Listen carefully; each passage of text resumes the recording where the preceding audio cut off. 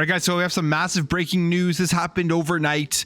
I was sleeping. I woke up and I saw this, so I had to get this video out to let you guys know that Nintendo and Microsoft have signed a 10-year contract to bring Xbox games to Nintendo's gamers. This was a statement put out by Brad Smith, and we'll just read it here. It says, Microsoft and Nintendo have now negotiated and signed a binding 10-year legal agreement to bring Call of Duty to Nintendo players the same day as Xbox with full feature and content parity, so they can experience Call of Duty just as Xbox and PlayStation gamers enjoy Call of Duty. We are committed to providing long-term equal access to Call of Duty to other gaming platforms, bringing more choice to more players and more competition to the gaming market. Now, this was something that we knew was coming. This isn't anything out of the ordinary. We saw that they had offered a 10-year deal to Steam, to Nintendo, and to Sony, and Sony said no to that deal. In fact, they had first offered a 5-year deal to Sony. We found out that Jim Ryan had said 3 years, so it seems like he was lying about that. And then they offered the 10-year deal, and then they still denied it. And now it's official.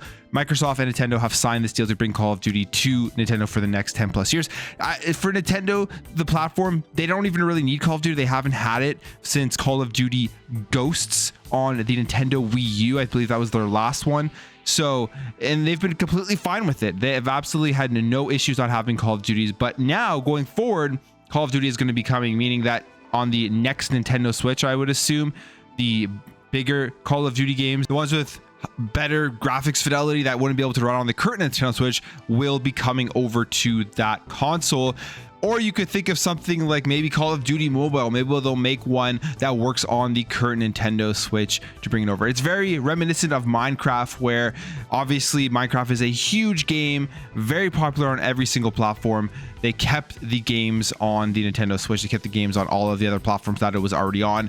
And this is something that I think if you're the regulators that are looking at this as trying to foreclose competition, obviously that isn't the case. They're willing to do the same thing with Sony, and we'll see if this plays a role in the talks, in the approval, or if they're going to continue to try to block this deal. Now, there is going to be chats with the EU, so there will be a lot of information coming out about that, I believe, in the next day or so.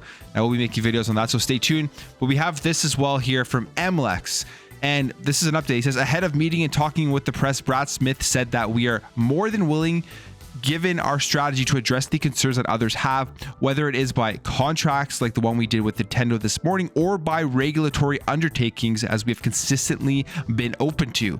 MLEX understands that although Sony has refused the idea the licensing deals will ease competition concerns, it is engaged in talks with Xbox maker on potential remedies. The statement of objections is still pursuing all 3 theories of harm against Microsoft that were mentioned in November, operating system and subscription services included. So it looks like Sony and Xbox are in talks for these remedies. And this was something that I talked about in my previous video, that these deals right now, provisional findings have come out. They've said the things that they want change. And all of this may just be quashed at some point if Sony and Microsoft come to some sort of agreement.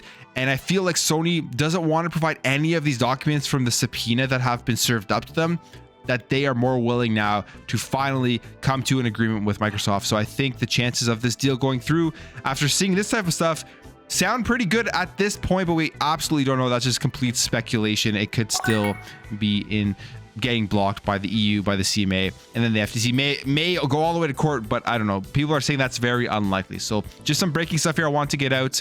Let me know what you guys think about this with the Nintendo deal and Sony potentially in talks right now with Microsoft. If you enjoyed this video, hit that thumbs up. If you're new here, hit that subscribe, and I'll catch you guys in the next video.